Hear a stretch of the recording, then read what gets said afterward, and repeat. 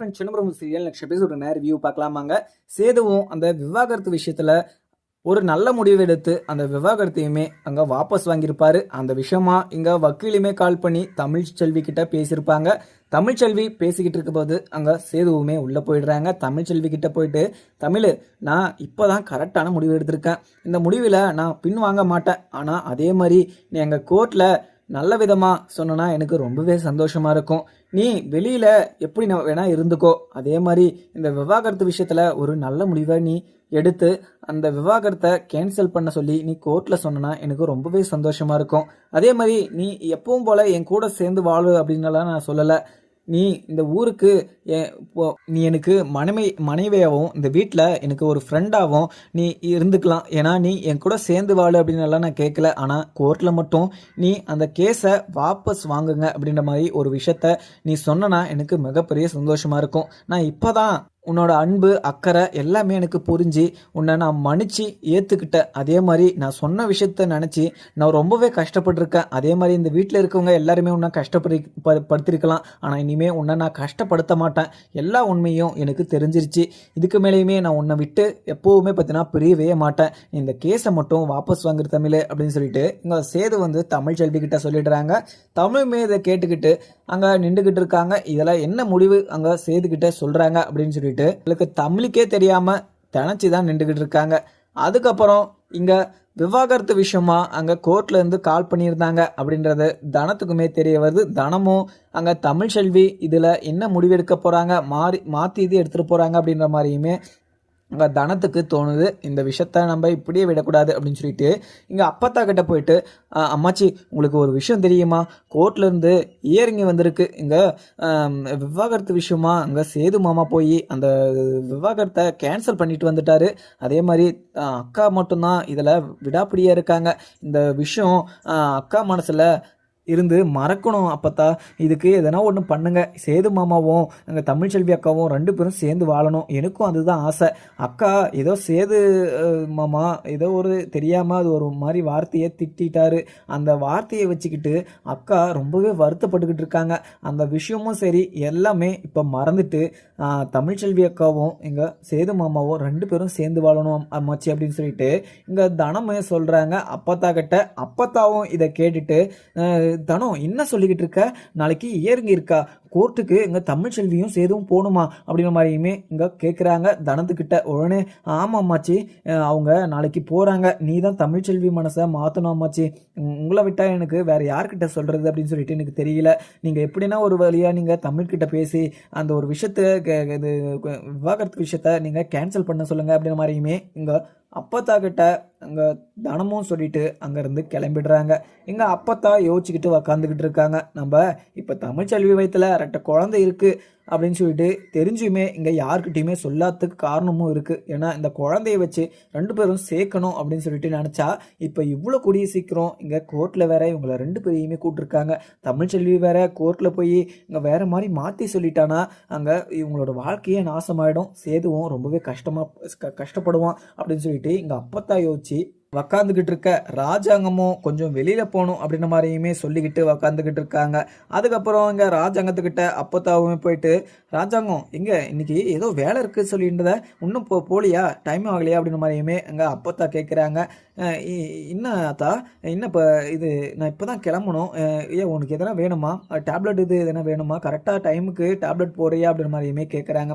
இல்லை ராஜாங்கம், நீ எங்கேயோ கிளம்புறேன்னு இல்லை, அதனால தான் நான் கேட்டேன் அப்படின்ற மாதிரியுமே எங்கள் அப்பத்தா சொல்லி சமாளிச்சிடுறாங்க. அதுக்கப்புறம் ராஜாங்கமும் அங்கேருந்து கிளம்பிடுறாங்க.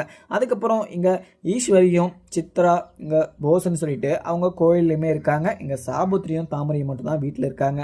இங்கே இவங்களை 2 பேரையும் மட்டும் வீட்டை விட்டு வெளியே அமுச்சு விட்டுட்டு இவங்க 2 பேரையுமே தனியாக கூட்டிகிட்டு போயிட்டு அந்த 2 குழந்தை விஷயத்த நம்ம சேதுக்கிட்டேயுமே தமிழ்ச்செல்விக்கிட்டேயுமே 2 பேருக்கிட்டையும் நம்ம இந்த விஷயத்த சொல்லி ஆகணும். இதுக்கு மேலேயுமே நம்ம இந்த விஷயத்த மறைச்சி வச்சுட்டு இருந்தா அவங்க 2 பேரையுமே சேர்த்து வாழ வைக்க முடியாது. நம்ம இந்த விஷயத்த சொல்லி தான் ஆகணும் அப்படின்னு சொல்லிட்டு அப்பத்தான் முடிவு பண்ணி இங்கே சாபுத்திரியும் தாமரையும் அங்கே கோயிலுக்கு போயிட்டு எல்லாரையுமே நினச்சி நீங்கள் வேண்டிட்டு வாங்க, கும்பிட்டுட்டு வாங்க. ஏன்னா இன்னைக்கு போய் சாமியை கும்பிட்டுட்டு வந்தால் ரொம்பவே நல்லது குடும்பத்தை பார்த்துக்க அப்படின்னு சொல்லிட்டு அங்கே சாபுத்திரி தாமரன்னு சொல்லிட்டு இவங்க 2 பேருக்குமே சொல்கிறாங்க. இவங்க 2 பேருமே கில்லாடியாச்சே, குறுக்கு கேள்வி கேட்காம இருக்க மாட்டாங்க. உடனே எங்க சாபுத்திரியும் அம்மா என்னம்மா பிரச்சனை, இன்னைக்கு கோயிலுக்கு போயே ஆகணுமா, நம்ம கோயிலுக்கு போய் தான் சந்தோஷமா இருக்கணுமா அப்படின்ற மாதிரியுமே இங்க சாபுத்திரியுமே அப்பத்தா கிட்ட கேட்குறாங்க. எங்க அப்பத்தாவுமே அங்க சாபுத்திரி நான் சொல்ற விஷயத்த கேட்குறியா, நீ இன்னைக்கு போயிட்டு வா, இன்னைக்கு இந்த இந்த குடும்பத்தில் நிறைய கஷ்டங்கள் நடந்துக்கிட்டு இருக்கு, அதெல்லாம் கூடிய சீக்கிரம் தீரணும்னா நீங்கள் கோயிலுக்கு போயிட்டு வாங்க. என்னால் முடியாது, நடக்க முடியல அப்படின்றதுனால தான் நான் உங்களை போயிட்டார் சொல்கிறேன், இது மட்டும் சாபுத்திரி அப்படின்ற மாதிரியுமே இங்கே அப்பத்தாவுமே எங்கள் சாபுத்திரி இது தாமரன்னு சொல்லிட்டு இவங்க எல்லாருமே வெளியே அமுச்சு விட்டுறாங்க. அதுக்கப்புறம் இங்கே தமிழ் செல்வி சேது மட்டும்தான் வீட்டில் இருக்காங்க. உடனே தமிழ் செல்வியும் சேதுவையுமே கீழே கூப்பிட்டு இங்கே அப்பத்தாவும் இங்கே நான் ஒரு இடத்துக்கு போயிட்டு வரணும், அதை உங்ககிட்ட முக்கியமான ஒரு விஷயமும் நான் சொல்லணும் அப்படின்னு சொல்லிட்டு இவங்க 2 பேரையுமே கூட்டிகிட்டு போகிறாங்க. உடனே போகிற வழியில் இங்கே சேதுவுமே அப்பத்தா என்ன என்ன விஷயம் அப்பத்தா, எங்ககிட்ட அப்படி என்ன முக்கியமான விஷயம் சொல்லணும் அப்படின்ற மாதிரியுமே இங்கே சேதுவும் தமிழ் செல்வியும் கேட்குறாங்க. ஆனால் அம்மாச்சி இங்கே எதுவுமே சொல்லாமல், சேது நான் முக்கியமான விஷயம் சொல்லுவேன்னு உனக்கே தெரியும்ல, நான் ஒரு வேலை இருந்தால் தான் உங்களை கூட்டிகிட்டு போவேன், நான் சொல்கிறேன் நீ அப்புறம் நீ யோசிச்சிக்கோ அப்படின்ற மாதிரியுமே இங்கே அப்பத்தா அவங்கள சமாளித்து கூட்டிகிட்டு போகிறாங்க. அப்படி ஒரு இடத்துல ஒரு கோயிலையுமே நிறுத்தி அதுக்கப்புறம் அப்பத்தா இங்கே தமிழ் செல்வி கீழே இறங்க. உடனே சேதுவுமே அம்மாச்சி என்ன என்ன விஷயம் அம்மாச்சி, எனக்கு டக்குன்னு சொல்லுங்க, எனக்கு ஏகப்பட்ட வேலை இருக்குது அப்படின்ற மாதிரியுமே இங்கே சேது துடிக்கிறாரு. உடனே தமிழ் செல்வியுமே அம்மாச்சி எனக்கு காலேஜில் இன்னைக்கு இது ரிவிஷன் டெஸ்ட் இருக்குது, நான் கொஞ்சம் சீக்கிரமாக போகணும், என்னம்மாச்சி என்ன விஷயம் எனக்கு கொஞ்சம் சீக்கிரமாக சொல்லுங்கள் அப்படின்ற மாதிரியுமே இங்கே தமிழ் செல்வி கேட்குறாங்க. உடனே இங்கே அப்பத்தாவும் சேது தமிழ் செல்வி என்னை மன்னிச்சிக்கோங்க, நான் உங்ககிட்ட ஒரு முக்கியமான விஷயம் சொல்லணும், இந்த விஷயத்த நீங்கள் கேட்டு இந்த விவாகரத்து விஷயத்தில் ஒரு முடிவெடுக்கவங்க அப்படின்னு சொல்லிட்டு எனக்கு நல்லாவே தெரியும். ஆனால் நீங்கள் 2 பேரும் சேர்ந்து வாழணும் அப்படின்ற ஒரு நல்ல மனசோட தான் நான் அந்த விஷயத்த சொல்கிறேன். அதே மாதிரி இந்த விஷயத்த கேட்டு நீங்கள் 2 பேரும் விவாகரத்து மட்டும் வாங்கிட்டீங்கன்னா என்ன உயிரோடையே பார்க்க முடியாது, உங்களை சேர்த்து வைக்கணும் அப்படின்னு சொல்லிட்டு நான் சாகவே துணிஞ்சவ, இதுக்கு மேலேயுமே நீங்கள் பிரிஞ்சிட்டீங்க அப்படின்னு சொல்லிட்டு எனக்கு தெரிய வந்துச்சுன்னா நான் என் உயிரை நானே மாச்சிப்பேன் அப்படின்னு சொல்லிட்டு எங்கள் அப்பத்தா சொல்கிறாங்க.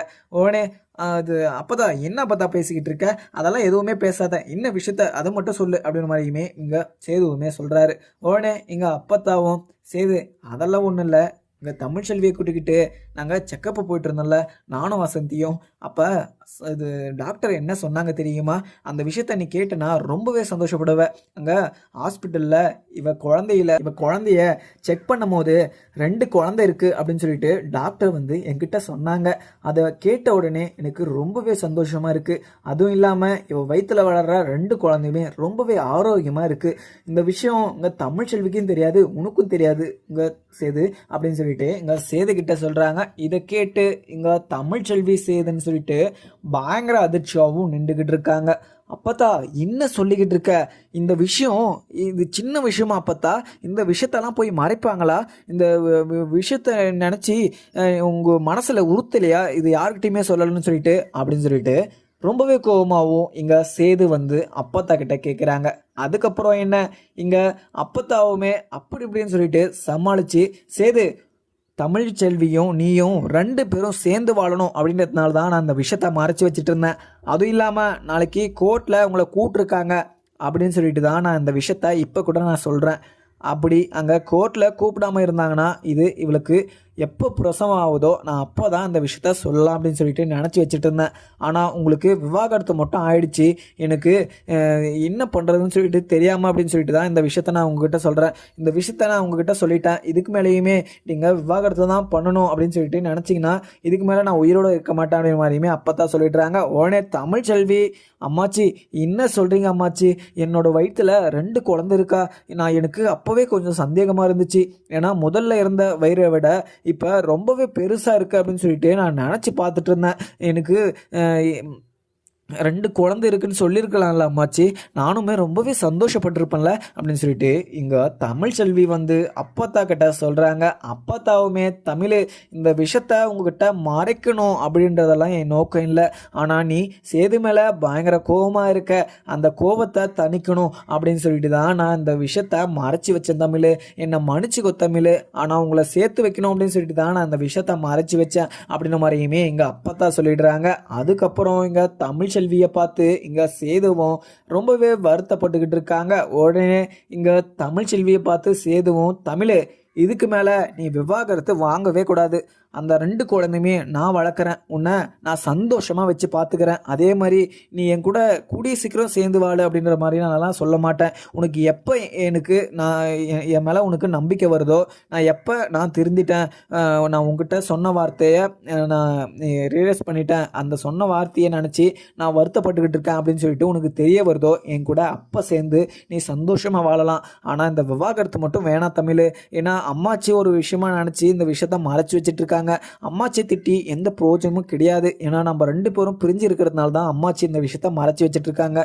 தமிழ், இதுக்கு மேலேயுமே நீ இது மாதிரிலாம் ஒரு முடிவே எடுக்காத தமிழ். நான் உன் மேலே ரொம்பவே அன்பு வச்சிருக்கேன். நான் சொன்ன வார்த்தை தப்பு தான், அது மறக்க முடியாத ஒரு விஷயம்தான். அந்த விஷயத்த இது ஒரு இதாக நினச்சி நீ மறந்துரு தமிழ் அப்படின்னு சொல்லிட்டு இங்கே சேதுவுமே தமிழ்ச்செல்வி கிட்ட கேட்குறாங்க. உடனே தமிழ்ச்செல்வியும் அங்கே நின்றுக்கிட்டு 2 குழந்தை இருக்கு அப்படின்னு சொல்லிட்டு சந்தோஷப்படுறதா இல்லை சேது சொல்ற விஷயத்த கேட்டு நான் மனசு மாறி சேதுவை என் வாழ்க்கையில சேர்த்துக்கிறதா அப்படின்ற மாதிரியுமே இங்க ரொம்பவே குழப்பமாகவும் நின்றுகிட்டு இருக்காங்க இங்க தமிழ்ச்செல்வியும். அதுக்கப்புறம் எங்க அம்மாச்சி கிட்ட, அம்மாச்சி நீங்க எனக்கு ரொம்பவே கஷ்டமா இருக்கு அம்மாச்சி, நீங்க இந்த விஷயத்த என்கிட்ட சொல்லியிருக்கணும். ஏன்னா நீங்க சொல்லாம விட்டது தான் ரொம்பவே தப்பு பண்ணிட்டீங்க. இதுக்கு மேலேயுமே நான் உங்க கூட பேச மாட்டேன் அம்மாச்சி. நீங்க இந்த விஷயத்த என்கிட்ட இருந்து மறைச்சிட்டீங்களா, நீங்க ரொம்பவே தப்பு பண்ணிட்டீங்க அம்மாச்சி அப்படின்னு சொல்லிட்டு இங்க சேது சொன்னதை எதுவுமே கேட்காம தமிழ்ச்செல்வியுமே அம்மாச்சியை திட்டிக்கிட்டு இருக்காங்க. உடனே இங்க கையெடுத்து கும்பிட்டுக்கிட்டு இருக்காங்க இங்க அப்பத்தாவுமே.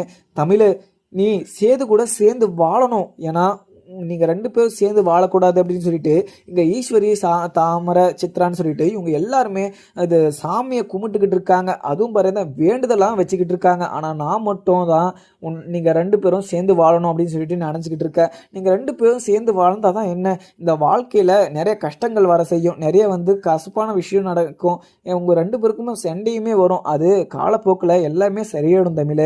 நீ எதுவுமே நினச்சிக்கிட்டு அது மாதிரி ஒரு முடிவு எடுக்கக்கூடாது அப்படின்னு சொல்லிட்டு தான் நான் அந்த விஷயத்தை மறைச்சேன். இதுக்கு மேலேயுமே நான் சொல்கிறத நீ கேட்கலனா நான் என்ன சொல்கிறதுன்னு தெரியல தமிழ் அப்படின்ற மாதிரியுமே இங்கே அப்பத்தான் நின்றுக்கிட்டு இருக்க. உடனே இங்கே சேதுவும் தமிழ்ச்செல்வியை பார்த்து, தமிழ் அப்பத்தா ஏதோ ஒரு விஷயத்தில் மறைச்சி வச்சுட்டாங்க, அதை விட்டு தள்ளு. நாளைக்கு கோர்ட்டில் உங்களை கூப்பிட்ருக்காங்க. அங்கே கோர்ட்டில் மட்டும் நீ இந்த விவாகரத்து வேணும்னு மட்டும் சொல்லிடாத.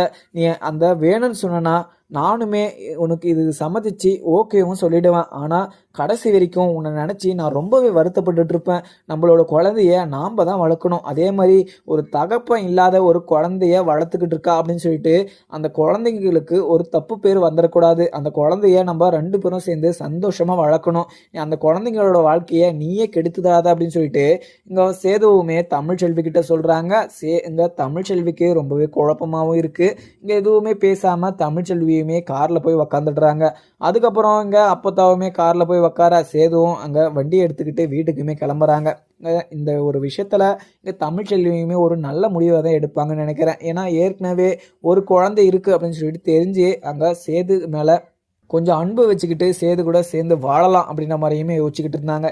இப்போ 2 குழந்தை இருக்குது, அந்த 2 குழந்தையுமே நல்லபடியாக வளர்க்கணும் அப்படின்னு சொல்லிட்டு இங்கே தமிழ்ச்செல்விக்கு ரொம்பவே ஆசை இருக்குது. அதுவும் இல்லாமல் ரொம்பவே சந்தோஷமாகவும் இருக்குது. இந்த விஷயம் பார்த்தீங்கன்னா ராஜாங்கம் மோகனான்னு சொல்லிட்டு இங்கே தனம் மலர்ன்னு சொல்லிட்டு இவங்க யாருக்குமே தெரியாது. இந்த விஷயத்த இங்கே யாருமே அங்கே சொல்ல போகிறாங்களா இல்லை சொல்ல போகிறது இல்லையா அப்படின்னு சொல்லிட்டு இங்கே யாருக்குமே தெரியாது. ஏற்கனவே இங்கே கோர்ட்டில் இவங்க விவாகரத்து விஷயமா கேஸ் வேற போயிட்டுருக்கு. இந்த விஷயத்த மறக்கணும், இந்த விஷயத்த இத்தோட விடணும் அப்படின்னு சொல்லிட்டு தான் இங்கே அப்பத்தாவுமே இந்த விஷயத்த அதிரடியாக முடிவு பண்ணி இந்த விஷயத்த எல்லாருக்கிட்டையுமே சொல்லியிருப்பாங்க. இதை கேட்டதுமே தமிழ்ச்செல்விக்கு சந்தோஷப்படுறதா கஷ்டப்படுறதான்னு நினைக்காம அங்கே உக்காந்துக்கிட்டு இந்த விஷயத்தில் என்ன முடிவெடுக்கிறது அப்படின்ற மாதிரியுமே யோசிச்சுக்கிட்டு இருக்காங்க.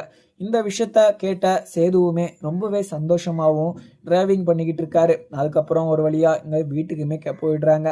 அதுக்கப்புறம் இங்கே தாமரைக்கு கல்யாண விஷயமா இங்கே ராஜாங்கமாக பேசியிருப்பாரு. உடனே அந்த விஷயத்தை யோசிச்சு இங்கே ஈஸ்வரியுமே கோயிலுக்கு போயிருப்பாங்க. அங்கே இருக்கிற ஒரு பிச்சைக்காரனை கூப்பிட்டு அந்த பிச்சைக்காரனை பணக்காரனா மாற்றி அங்கே தாமரைக்கு நம்ம கட்டி வைக்கணும். நம்ம கஷ்டப்படுற மாதிரி அங்கே சாபத்திரியும் தாமரையும் 2 பேரும் கடைசி வரைக்கும் கஷ்டப்பட்டுக்கிட்டே இருக்கணும் அப்படின்னு சொல்லிட்டு இங்கே ஈஸ்வரி முடிவு பண்ணி அந்த பிச்சைக்காரனை பணக்காரனா மாற்றி இது அந்த வீட்டுக்குள்ளவுமே கொண்டு வர போறாங்க. இந்த விஷயத்த முதல்ல எங்க ராஜாங்கத்துக்கிட்ட சொல்லி, ராஜாங்கத்துக்கிட்ட இந்த பையன் நல்ல பையன், இந்த இவங்க ஊர்ல விசாரிச்சு பார்த்தேன், இவங்க ரொம்பவே பணக்காரங்க, அதுவும் இல்லாம அங்க பையனுக்கு நல்ல குணமும் உண்டு அப்படின்ற மாதிரியுமே சொல்லி அந்த வீட்டுக்குள்ள கொண்டு போகலாம் அப்படின்ற மாதிரியுமே இங்க ஈஸ்வரி முடிவு பண்ணிக்கிட்டு இருக்காங்க. ஆனா இதை கண்டுபிடிப்பாங்களா மாட்டாங்களான்னு சொல்லிட்டு இங்கே ஈஸ்வரிக்கு ரொம்பவே குழப்பமாகவும் இருக்குது. ஆனால் அவங்க ஏமாந்துருவாங்க அப்படின்ற ஒரு குருட்டு நம்பிக்கை இருக்குது. ஆனால் இங்கே சாபுத்திரியும் தாமரையும் வீட்டில் உக்காந்துக்கிட்டு இங்கே தாமரை வந்து இங்கே சாபுத்திரி கிட்ட, அம்மா எனக்கு நல்லா பணக்கார மாப்பிள்ளையே பார்க்க சொல்லுங்கம்மா, உங்கள் அண்ணனுங்கக்கிட்ட போய் சொல்லுங்கம்மா, ஏன்னா உங்கள் அண்ணனுங்க எனக்கு ரொம்பவே ஏழையாக இருக்கிற ஒரு ஏக்கரா 2 ஏக்கரா இருக்கிற மாப்பிள்ளையே கட்டி வச்சுட்டாங்கன்னா நான் கடைசி வரைக்கும் அங்கே மாடு மெச்சி சாணி வரியே நான் கடைசி வரைக்கும் காலம் ஓட்ட வேண்டியதுதான் அப்படின்னு சொல்லிட்டு இங்க தாமரையுமே சாபத்துக்கிட்ட சொல்லிக்கிட்டு இருக்க. உடனே சாபத்திரியும் தாமரை கிட்ட சமாதானமும் சொல்லிக்கிட்டு இருக்காங்க. அங்க நான் உனக்கு அது மாதிரிலாம் பண்ணி வைக்க மாட்டேன் தாமரை, ஏன்னா உனக்கு நல்ல மாப்பிள்ளைய நல்லா 1000 ஏக்கர் இருக்கிற மாதிரி உனக்கு நல்ல மாப்பிள்ளைய நானே கல்யாணம் பண்ணி வைக்கிறேன் அப்படின்ற மாதிரியுமே சொல்லிக்கிட்டு இருக்காங்க. அதுக்கப்புறம் என்னன்னு பார்க்கலாமாங்க. வீடியோ பிடிச்சிருந்தா லைக் பண்ணுங்க. Thank you friends.